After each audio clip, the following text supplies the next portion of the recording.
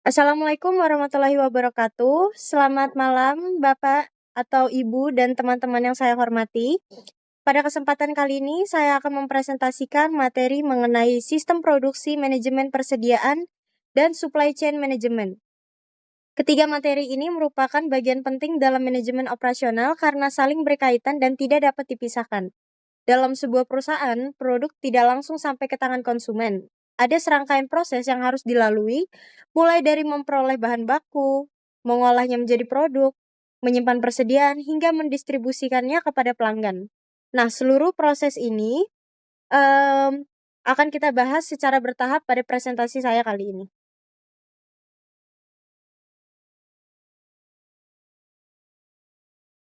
Oke, sebelum saya masuk ke pembahasan utama, mari kita pahami terlebih dahulu mengenai hubungan antara ketiga konsep tersebut.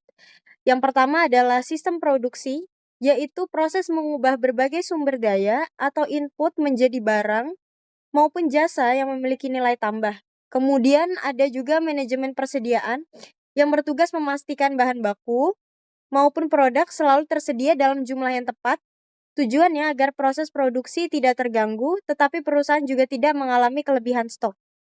Selanjutnya terdapat supply chain management atau SCM, yaitu sistem yang menghubungkan seluruh pihak mulai dari pemasok, perusahaan, distributor, hingga pelanggan. Jadi dapat dikatakan bahwa sistem produksi menghasilkan produk, manajemen persediaan menjaga ketersediaan produk tersebut, sedangkan SCM atau Supply Chain Management mengatur bagaimana produk dapat sampai kepada pelanggan secara efektif dan juga efisien. Oke, setelah kita memahami gambaran besarnya, kita masuk ke dalam sistem produksi. Sistem produksi merupakan proses yang mengubah berbagai input menjadi output yang memiliki nilai tambah. Input tersebut terdiri atas tenaga kerja, modal, material, energi, dan juga informasi. Semua komponen ini diproses melalui tahap transformasi sehingga menghasilkan barang atau jasa. Sebagai contoh, kayu yang awalnya hanya berupa bahan mentah dapat diolah menjadi meja. Besi dapat diproses menjadi kendaraan, sedangkan kapas dapat diubah menjadi pakaian. Disinilah nilai tambah dari suatu produk diciptakan. Namun proses dari produksi tidak berhenti setelah produk selesai dibuat. Perusahaan juga melakukan evaluasi atau feedback terhadap hasil produksinya. Feedback ini digunakan untuk memperbaiki kualitas produk, meningkatkan produktivitas, mengurangi pemborosan, serta mendukung perbaikan secara berkelanjutan atau yang disebut juga dengan continuous improvement. Dengan demikian, tujuan utama dari sistem produksi adalah menghasilkan produk yang berkualitas, memenuhi kebutuhan pelanggan, dan memberikan keuntungan bagi perusahaan. Oke, lalu proses produksi dan juga layout. Tidak semua perusahaan menggunakan sistem produksi yang sama. Pemilihannya bergantung pada jumlah produksi dan variasi produk yang dihasilkan. Misalnya, pembangunan gedung menggunakan sistem project atau yang disebut dengan proyek karena produknya bersifat unik. Industri pakaian biasanya menggunakan batch, yaitu produksi dalam kelompok, sedangkan perusahaan otomotif menggunakan mass production karena memproduksi barang dalam jumlah besar dengan spesifikasi yang sama. Adapun industri seperti semen, listrik, atau juga minyak menggunakan continuous process karena proses produksinya berlangsung secara terus-menerus atau berkelanjutan. Selain memilih proses produksi yang tepat, perusahaan juga harus mengatur tata letak atau layout pabrik. Layout yang baik akan memperlancar aliran produksi, mempercepat perpindahan material, mengurangi pemborosan, dan juga meningkatkan efisiensi kerja. Oleh karena itu, pemilihan perusahaan dapat memilih fixed position layout, functional layout, product layout, maupun warehouse layout sesuai dengan karakteristik produksinya. Lalu yang selanjutnya ada manajemen persediaan. Setelah produk diproduksi, perusahaan harus mengelola persediaan dengan baik. Persediaan dapat berupa bahan baku, barang setengah jadi, barang jadi, maupun suku cadang yang disimpan untuk mendukung aktivitas dari perusahaan. Tujuan utama dari manajemen persediaan adalah memastikan barang selalu tersedia saat dibutuhkan, tetapi tidak berlebihan sehingga biaya penyimpanannya tetap rendah. Disinilah muncul sebuah dilema. Jika perusahaan menyimpan stok terlalu banyak, maka biaya gudang, asuransi, dan juga penyimpanan akan meningkat. Di kondisi ini disebut dengan holding cost. Sebaliknya, apabila stoknya terlalu sedikit, perusahaan dapat kehilangan pelanggan karena barang tidak tersedia. Hal ini biasanya disebut dengan stock out cost. Oleh sebab itu, perusahaan harus mencari keseimbangan agar biayanya tetap efisien, namun kebutuhan pelanggan tetap terpenuhi. Oke, lalu pembahasan selanjutnya adalah pengendalian persediaan.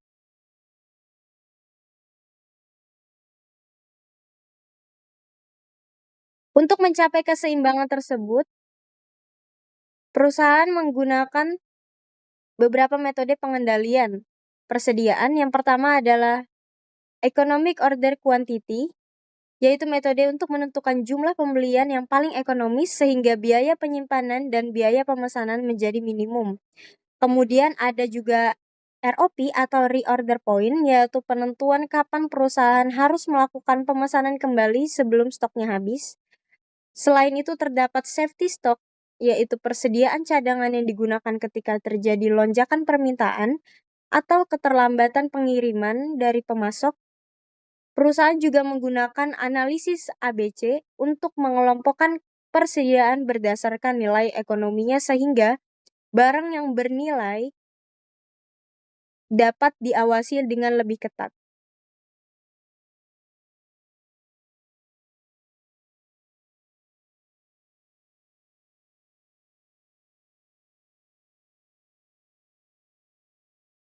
Lalu ada juga konsep dari supply chain management. Setelah kita memahami bagaimana produk dibuat dan persediaan dikelola, sekarang kita masuk pada proses yang lebih luas, yaitu supply chain management. Supply chain management ini merupakan pengelolaan seluruh aktivitas, mulai dari pemasok bahan baku hingga produk diterima oleh pelanggan. Di dalam SCM atau supply chain management, terdapat 3 aliran utama. Pertama adalah material flow, yaitu perpindahan bahan baku hingga menjadi produk jadi. Kedua adalah information flow, yaitu pertukaran informasi mengenai permintaan stok, jadwal produksi, dan juga distribusi. Sedangkan yang ketiga adalah financial flow, yaitu aliran pembayaran dari pelanggan hingga kembali kepada pemasok.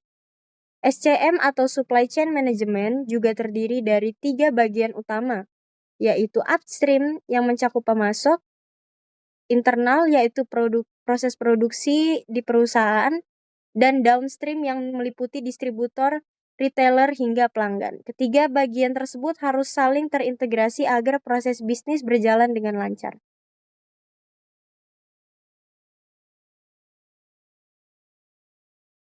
Lalu, strategi supply chain management dalam mengelola rantai pasok, perusahaan memiliki 4 tujuan utama.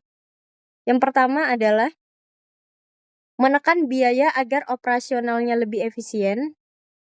Yang kedua, menjaga kualitas produk. Yang ketiga, memastikan pengiriman dilakukan tepat waktu. Dan yang terakhir adalah memiliki fleksibilitas untuk menyesuaikan perubahan kebutuhan pasar.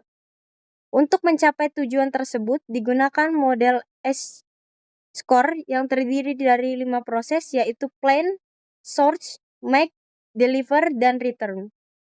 Selain itu, strategi supply chain juga harus disesuaikan dengan karakteristik dari produknya. Produk yang permintaannya stabil lebih menekankan efisiensi biaya, sedangkan produk yang cepat berubah mengikuti tren membutuhkan rantai pasok yang lebih responsif atau agile. Lalu push, pull, dan tantangan supply chain management. Selanjutnya ini kita akan membahas strategi push dan pull. Pada strategi push, perusahaan memproduksi barang berdasarkan hasil prediksi permintaan sehingga stok biasanya sudah tersedia sebelum pelanggan membeli.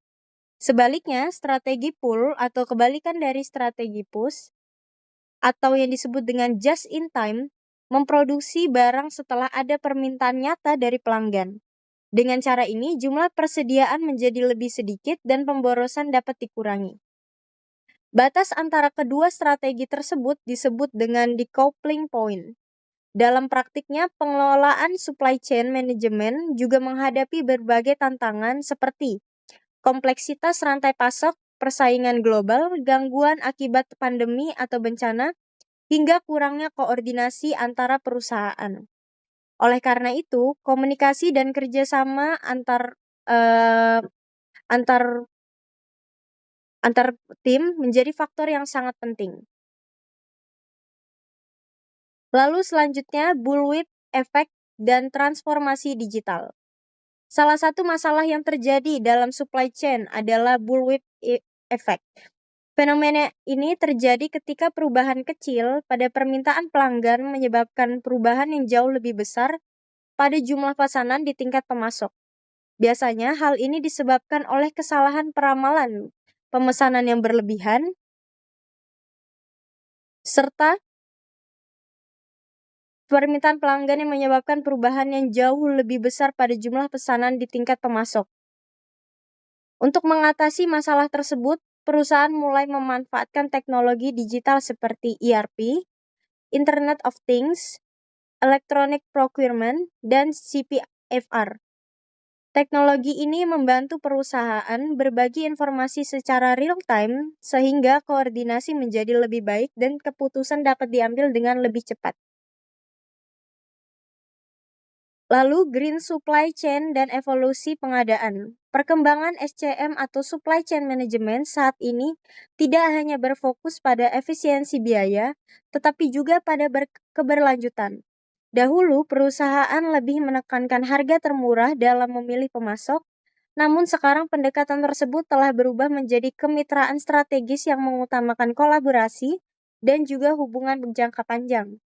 Selain itu, berkembang pula konsep green supply chain management, yaitu pengelolaan rantai pasok yang ramah lingkungan melalui green sourcing, green logistik, reverse logistics, serta pengurangan limbah dan juga emisi. Dengan demikian, perusahaan tidak hanya memperoleh keuntungan ekonomi, tetapi juga memberikan dampak yang positif bagi lingkungan. Oke, sebagai penutup dapat kita simpulkan bahwa sistem produksi manajemen, persediaan, dan supply chain management merupakan satu kesatuan dalam kegiatan operasional perusahaan. Sistem produksi bertugas mengubah input menjadi produk yang bernilai tambah. Manajemen persediaan memastikan bahan baku dan produk selalu tersedia dalam jumlah yang optimal. Sedangkan supply chain management menghubungkan seluruh proses mulai dari pemasok hingga pelanggan melalui pengelolaan aliran material, informasi, dan juga keuangan. Jika ketiga konsep tersebut diterapkan secara terintegrasi, perusahaan akan mampu meningkatkan efisiensi, menekan biaya operasional, mempercepat distribusi, meningkatkan kualitas layanan, serta menciptakan kepuasan pelanggan dan daya saing yang lebih baik. Oke, saya akan membuka sesi tanya jawab. Untuk teman-teman sekalian yang ingin bertanya, saya persilakan. Perkenalkan, saya Sri Maharani. Saya izin bertanya. Jadi pertanyaan saya, mengapa perusahaan tidak menyimpan persediaan dalam jumlah yang sangat banyak agar tidak pernah kehabisan stok? Oke, pertanyaannya tadi, mengapa perusahaan tidak menyimpan persediaan dalam jumlah yang sangat banyak agar tidak pernah kehabisan stok? Oke, saya tampung dulu. Untuk yang lainnya, apa ada yang ingin bertanya? Perkenalkan, nama saya Muhammad Rizky. Saya ingin bertanya, apa hubungan antara sistem produksi, manajemen persediaan, dan supply chain manajemen dalam meningkatkan kinerja perusahaan? Itu saja. Oke, untuk kedua pertanyaannya saya tampung. Mungkin saya akan jawab dari pertanyaannya Kak Sri Puput. Tadi pertanyaannya mengenai mengapa perusahaan tidak menyimpan persediaan dalam jumlah yang sangat banyak agar tidak pernah kehabisan stok. Oke, jawabannya adalah perusahaan tidak menyimpan stok dalam jumlah yang terlalu banyak karena akan meningkatkan holding cost. seperti penjelasan saya tadi, atau biaya penyimpanan seperti biaya gudang, asuransi, keamanan, perawatan, serta modal yang tertahan dan dalam persediaan. Selain itu, terdapat risiko barang rusak, kadaluarsa, atau tidak lagi sesuai dengan kebutuhan pasar. Oleh karena itu, perusahaan harus mencari jumlah persediaan yang optimal dengan menggunakan metode seperti EOQ, reorder point, dan juga safety stock, sehingga biayanya dapat ditekan tanpa mengganggu kelancaran produksi maupun pelayanan kepada pelanggan. Apakah sudah jelas? Jelas, terima kasih. Baik. Saya akan selanjutnya menjawab pertanyaan yang kedua. Apakah hubungan antara sistem produksi, manajemen persediaan, dan juga supply chain management dalam meningkatkan kinerja perusahaan? Jawabannya adalah ketiga konsep tersebut saling berkaitan dan juga mendukung satu sama lain. Sistem produksi bertugas mengubah bahan baku menjadi bahan yang bernilai tambah. Manajemen persediaan memastikan bahan baku dan produk tersedia dalam jumlah yang tepat sehingga proses produksi tidak terhambat dan juga biaya penyimpanannya tetap efisien.